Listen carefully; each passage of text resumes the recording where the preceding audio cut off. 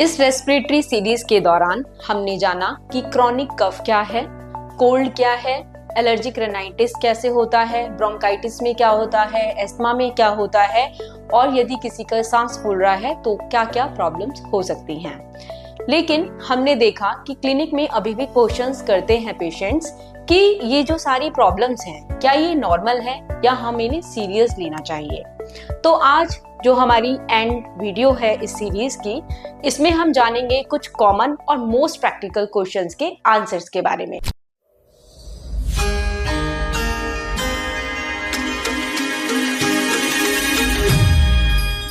नमस्कार, मैं doctor Manju Singh SBL के यूट्यूब चैनल पर आप सभी का स्वागत करती हूँ। जो सबसे पहला क्वेश्चन है वो है कि जो खांसी है वो मुझे बार बार क्यों होती है।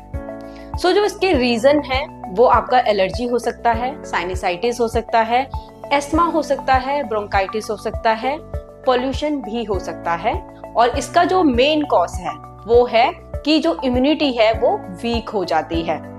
तो ये याद रखना बहुत जरूरी है। यदि आपकी खांसी 3 हफ्ते से ज्यादा है और आप मेडिकेशंस ले रहे हैं, ठीक नहीं हो रही है, तो आपको अपने डॉक्टर से मिलने की जरूरत है। नेक्स्ट क्वेश्चन है कि कोल्ड, एलर्जी और साइनसाइटिस में क्या डिफरेंस है, and this is very common question. सबसे पहले हम बात करते हैं कोल्ड की। कोल्ड जो होता है उसे हम नॉर्मली जान सकते हैं कि वायरल इन्फेक्शन होता है, पेशेंट को फीवर हो रहा है, शरीर में दर्द हो रहा है और नोज में ईचिंग भी हो सकती है। सेकेंड है एलर्जी। इसका मतलब है कि पेशेंट को कोई कॉज भी है, जैसे कि डस्ट हो सकता है, पोल्यूशन हो सकता है और वेदर जो चेंजेस होते हैं उसकी वजह से उसको स्नीजिंग हो सकती है, बुखार की कंडीशन भी हो सकती है और शरीर थका हुआ महसूस भी हो सकता है। थर्ड है साइनसाइटिस। साइनसाइटिस में क्या होता है, पेशेंट को उसको नोज के ऊपर भारीपन होगा, सिर भी भारी हो सकता है और जो उसकी नोज है वो ब्लॉक हो जाती है और थिक म्यूकस होता है। ये सारे डिफरेंसेस पेशेंट को नहीं पता होते हैं, इसकी वजह से वो अलग अलग तरह की दवाइयां खाता है और एक प्रॉपर जो ट्रीटमेंट होती है वो नहीं मिल पाती। नेक्स्ट क्वेश्चन है कि जो कफ होती है उसको हमें कब सीरियस लेना चाहिए। यदि किसी पेशेंट को 3 हफ्ते से ज्यादा खांसी रेगुलर बेसिस पर हो रही है, उसने प्रॉपर ट्रीटमेंट भी लिया, तो इसका मतलब ये है कि आपको अपने डॉक्टर से मिलना चाहिए। इसके साथ ही यदि उस पेशेंट के स्पूटम यानी कि जो निकल रहा है मुंह से, उसमें यदि ब्लड है, उसका वजन एकदम से कम हो रहा है, फीवर भी हो रहा है, शाम को पसीना भी आ रहा है और इसके साथ ही उसके जो रेगुलर एक्टिविटीज हैं उन्हें करने में दिक्कत हो रही है और सांस फूल रही है, तो इसका मतलब यह है कि आपको सिर्फ अपने घर में ही ट्रीटमेंट लेने की जरूरत नहीं है, आपको ऑन अर्जेंट बेसिस पर अपने डॉक्टर से मिलना चाहिए। नेक्स्ट जो कॉमन क्वेश्चन है वो ये है कि जो हमारी प्रॉब्लम है उसमें रात में सांस लेने में दिक्कत क्यों होती है। जो इसका आंसर है वो ये कुछ इस तरीके से हो सकता है कि पेशेंट को जो रात में सांस लेने में दिक्कत होती है वो ओबेसिटी की वजह से हो सकती है। रेस्पिरेटरी प्रॉब्लम्स में यदि आप जानोगे तो जो पोस्ट नेजल ड्रिप होता है उसकी वजह से हो सकती है, नाक बंद हो गई है उसकी वजह से हो गई है, एस्थमा की वजह से है या फिर एसिडिटी की वजह से भी हो सकती है। इसके साथ ही जो सांस लेने में दिक्कत होती है वो हार्ट प्रॉब्लम्स में भी रात को बढ़ जाती है। लेकिन अगर हम बात करें इसकी, तो कॉमन है कि जो एसिडिटी और जो रेस्पिरेटरी की प्रॉब्लम्स हैं, एस्थमा जैसे कि, इनमें रात में सांस लेने में दिक्कत बढ़ जाती है। नेक्स्ट क्वेश्चन है कि सांस लेते टाइम पर व्हीजिंग साउंड क्यों आती है, ऐसा क्या होता है। इसका आंसर है कि जो हमारे एयरवेज होते हैं वो नैरो हो जाते हैं अगर व्हीजिंग साउंड आ रही है। इसका मतलब ये भी है कि जो आपका लंग है उस तक प्रॉपर जो एयर होती है वो नहीं पहुंच पा रही है। जो ये कंडीशन होती है ये एस्थमा में हो सकती है, ब्रोंकाइटिस में हो सकती है या फिर कोई एलर्जी है, तो ये जो व्हीजिंग साउंड होती है वो आ जाती है। प्रैक्टिस में ये बहुत कॉमन सवाल है कि क्या इनहेलर्स का यूज करना हार्मफुल होता है या नहीं। इसका सिंपल सा आंसर है, यदि आपको प्रॉब्लम है और आपकी प्रॉब्लम का इनहेलर ही सॉल्यूशन है तो आप लीजिए, लेकिन उसका सही तरीके से यूज करना आना चाहिए आपको। कितने टाइम के लिए यूज करना है, जिस तरीके से आपके डॉक्टर ने आपको बताया है उसी तरीके से इस्तेमाल करें। लेकिन अगर आप उसका एक्सेस यूज करेंगे तो आई एम श्योर ये जो इनहेलर्स हैं फिर आपके लिए हार्मफुल हैं। आपने कई बार सुना होगा कि कुछ पेशेंट्स की जो खांसी होती है वो समर में बिल्कुल ठीक होती है, लेकिन जो विंटर्स होते हैं उनमें वो बढ़ जाती है। सो इसका सिंपल सा आंसर है, क्योंकि जो विंटर्स होते हैं उसमें ठंडी हवा होती है जो कि आपके जो एयरवेज होते हैं उनको इरिटेट करती है, जिसकी वजह से जो खांसी है, स्पूटम, बलगम है वो बढ़ जाता है और पेशेंट की जो इम्यूनिटी होती है वो भी वीक हो जाती है। और इसीलिए यही एक रीजन है कि पेशेंट को जो विंटर्स आते हैं तब उसकी खांसी बढ़ जाती है। नेक्स्ट क्वेश्चन है कि क्या एसिडिटी से कफ हो सकता है? तो इसका आंसर है हाँ।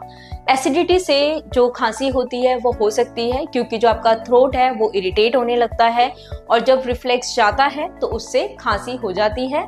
यूजुअली इसमें जो खांसी होती है वो ड्राई कफ होती है। नेक्स्ट क्वेश्चन है कि जो पोस्ट नेजल ड्रिप होता है वो क्या होता है? तो जो आपकी नाक का म्यूकस होता है वो थ्रोट के थ्रू आता है और थ्रोट में पीछे की साइड गिरने लगता है।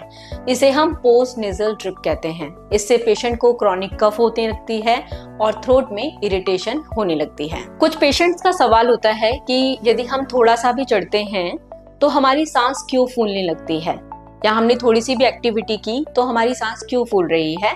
इसके मल्टीपल रीजंस हो सकते हैं। हार्ट से रिलेटेड भी हो सकता है, रेस्पिरेटरी तो एक रीजन है ही, इसके अलावा ओबेसिटी जो होती है वो भी एक कॉज हो सकता है।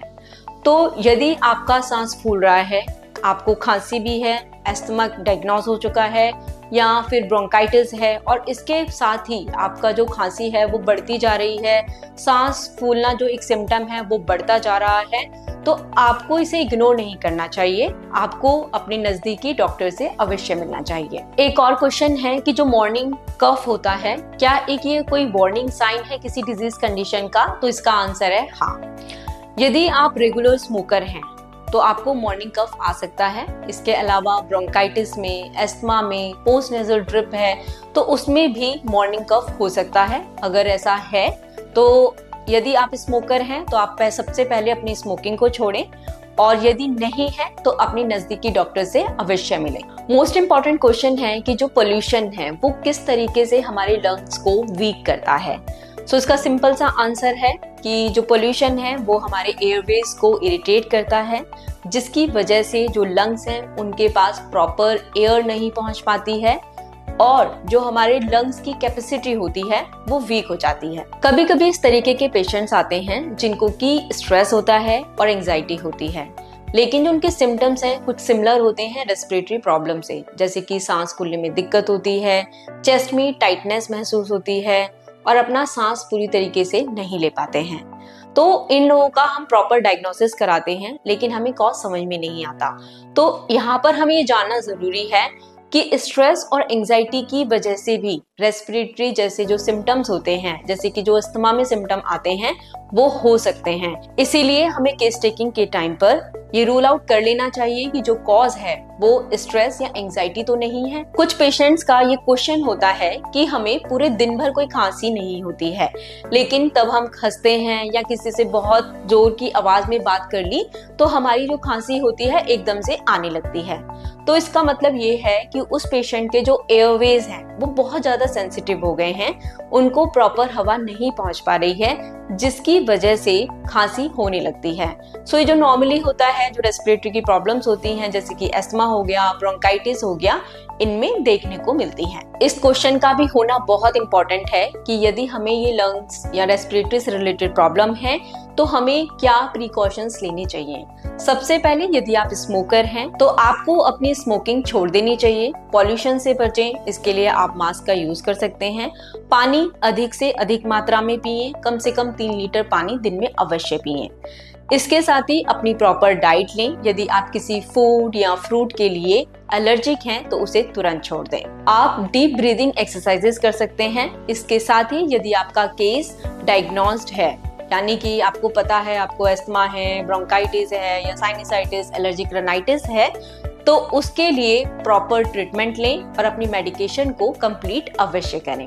इस सीरीज के एंड में आपको ये समझना इम्पोर्टेंट है कि जो आपकी रेस्पिरेटरी की प्रॉब्लम्स हैं ये सिर्फ लंग से रिलेटेड नहीं है। इसका मतलब ये है कि आपकी ओवरऑल जो बॉडी है कहीं ना कहीं वीक है, आपकी जो इम्यूनिटी है वो वीक है। तो इसके लिए आपको एक प्रॉपर ट्रीटमेंट की आवश्यकता है। यदि आप होम्योपैथी की बात करते हैं तो जो होम्योपैथी होती है वो सिर्फ एक ऑर्गन या किसी एक पॉइंट पर टारगेट नहीं करती है, ये आपको एज अ होल ट्रीट करती है। यानी कि आपकी एक प्रॉपर केस टेकिंग ली जाएगी। यदि हम रेस्पिरेटरी प्रॉब्लम्स की बात करें और कफ की बात अगर स्पेसिफिक करें तो ये जानना बहुत ज़रूरी है कि ये किस टाइम पर हो रही है, सुबह होती है या शाम में होती है, कौन से ऐसे फैक्टर्स हैं जिनसे कि आपकी खांसी या आपकी जो रेस्पिरेटरी प्रॉब्लम्स हैं वो एग्रीवेट हो रहे हैं। यदि आपकी रेस्पिरेटरी सिम्टम्स बार बार आ रहे हैं, आप मेडिसिन भी ले रहे हो, ठीक नहीं हो पा रहे हो, तो आपको एक क्वालिफाइड होम्योपैथी डॉक्टर से मिलने की आवश्यकता है। इस सीरीज को देखने के लिए थैंक यू। यदि आपके मन में फिर भी कोई सवाल है रेस्पिरेटरी से रिलेटेड तो आप हमें कमेंट सेक्शन में लिख सकते हैं।